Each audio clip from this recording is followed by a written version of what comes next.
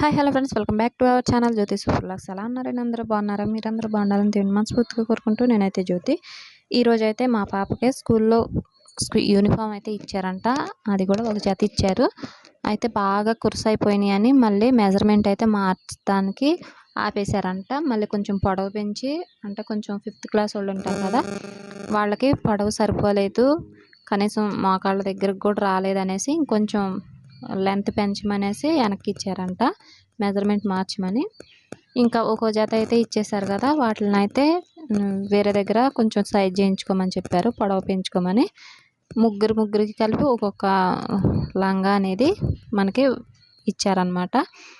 అందుకని నేను ఇక్కడ క్లాత్ మొత్తం ఊడదీసేస్తున్నాను. కుట్టింది మొత్తం కూడా తీసేసుకొని ఎంత వచ్చిందో చూస్తున్నాను. ఇక్కడైతే ఒక లంగా బిట్ మొత్తం కూడా ఊడదీసేసి, ఇక్కడ నేను మొత్తం కూడా 16.5 ఇంచులు వచ్చిందండి లంగా పొడవు వచ్చేసి. నేను 5.25 తీసాను, అంటే ఫిల్ట్ కాకోకుండా, ఫిల్ట్ పైన ఉంటుంది కదా కుచ్చు, అక్కడ ఖర్చు కాకుండా 16.5 వచ్చింది. దాంతో 17 వస్తుంది.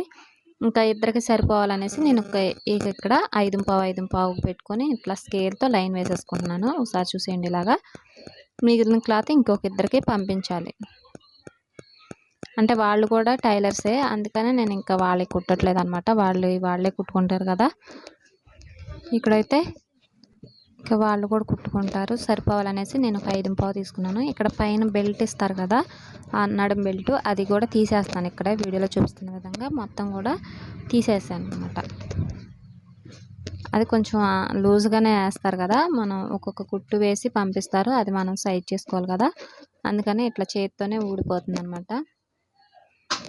ఇక్కడ నేను ఇది మొత్తం లంగా బిట్ని 3 భాగాలుగా చేశాను. ఇంకా పైన ఎంతన్నా ఉన్నాయండి, నేనైతే 5.25 తీసుకున్నాను.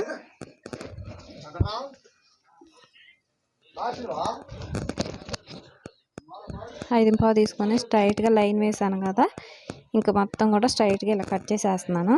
ఒకసారి చూసేయండి.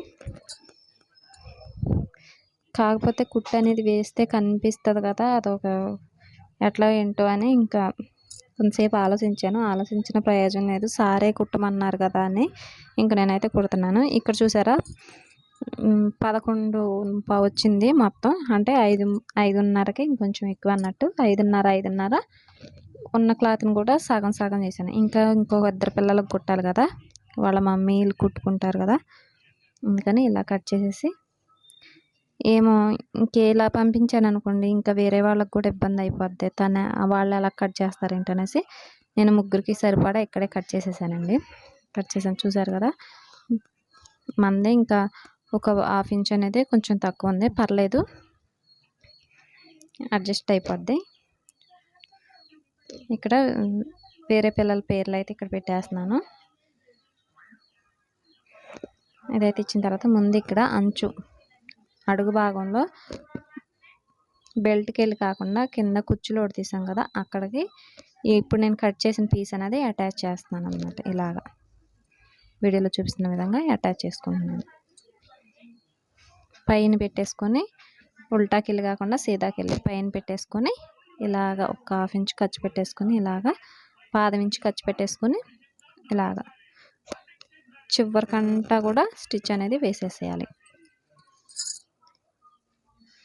నేను ఎలా వేస్తున్నాను ఏంటో మీతో షేర్ చేస్తున్నాను, మిమ్మల్ని కుట్టమని కాదు. అంటే అందరికీ ఇలా రావు కదండి, ఏదో పొరపాటున వచ్చింది కాబట్టి నేను సైజ్ చేస్తున్నాను. ఇది ఇలా చివరికంటూ కూడా కుట్టేసుకుంటూ రావాలి. కట్ చేసేసుకుని పైన సీదాకెళ్ళి, ఉల్టా కాకుండా సీదాకెళ్ళి పైన ఖర్చు కిందికి అనుకుంటూ ఇలా టాప్లో స్టిచ్ వేసుకుంటూ రావాలి. మనం ఏ జాయింట్ చేసినా కదా ఇలాగ మటుకు పైన టాప్ స్టిచ్ అనేది కంపల్సరిగా వేయాలండి. మనకి లుక్ బాగుంటుంది, ఎత్తి పట్టేసినట్టు లేకుండా, స్టిచ్ ఉన్నట్టు కాకుండా ఉంటుంది అనమాట. ఇలా కనుక వేస్తే నాకు కొంచెం తేడాగానే ఉంది. దగ్గరికి అయితే కనపడుతుంది, దూరం అయితే కనిపించదేమో కానీ కొంచెం దగ్గరగా ఉండి అబ్జర్వ్ చేస్తే మటుకి ఇక్కడ స్టిచ్ ఉంది అని కనిపిస్తుంది. దీన్ని ఏం చేయాలని ఆలోచించాను. అయితే నేను ఒక చిన్న ఆలోచన అయితే చేశానండి. ఇక్కడ ఏంటి అంటే, ఈ చివరికంట కుట్టు అయితే వేసేస్తాం కదా, ఇక్కడ ఎక్స్ట్రా ఖర్చు అయితే కట్ చేసేస్తున్నాను.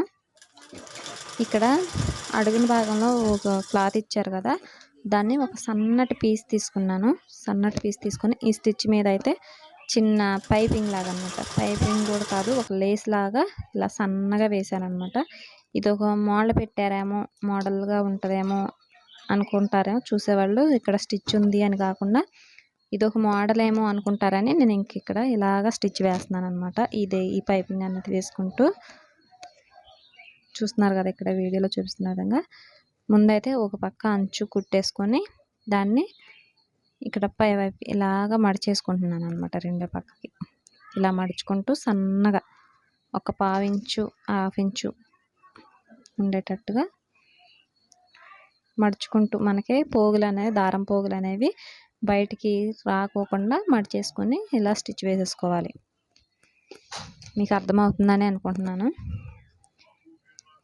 తర్వాత ఇంకా మిగిలిన క్లాత్ ఉంది కదండి, ఇక్కడ ముందు మనకి లంగాకి ఇచ్చారు కదా, యూనిఫామ్ లంగాకి ఇలా బెల్ట్ అనేది ఇచ్చారు కదా, నేను చివర బాగుండలేదు కట్ చేసి స్టిచ్ వేద్దాం అనుకున్నాను. ఇంకా షార్ట్ అయిపోద్ది రాదు అనేసి ఇంకా అలా వదిలేసాను.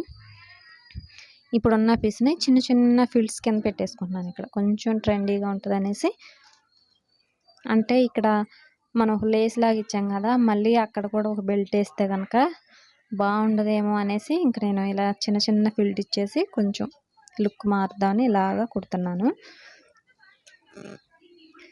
అలాగే నా ఛానల్ కొత్తగా చూస్తున్నారా ఎవరైనా అయితే తప్పకుండా సబ్స్క్రైబ్ చేసుకుని నన్ను సపోర్ట్ చేయండి ఫ్రెండ్స్. నేనైతే ఏ వీడియో పెట్టినా కూడా మీకు అనేది నోటిఫికేషన్ వస్తుంది.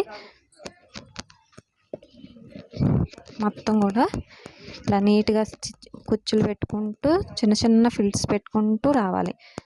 అయిపోయిన తర్వాత పైన బాటంకి తిప్పేసుకొని ఖర్చు అనేది కిందకి మడిచేసుకొని ఇలా పైన కుచ్చుల మీద జాయింట్ ఉంటుంది కదా మనకి, ఆ జాయింట్ మీద పైన బాటంలో ఇలాగ స్టిచ్ వేసుకుంటూ రావాలి.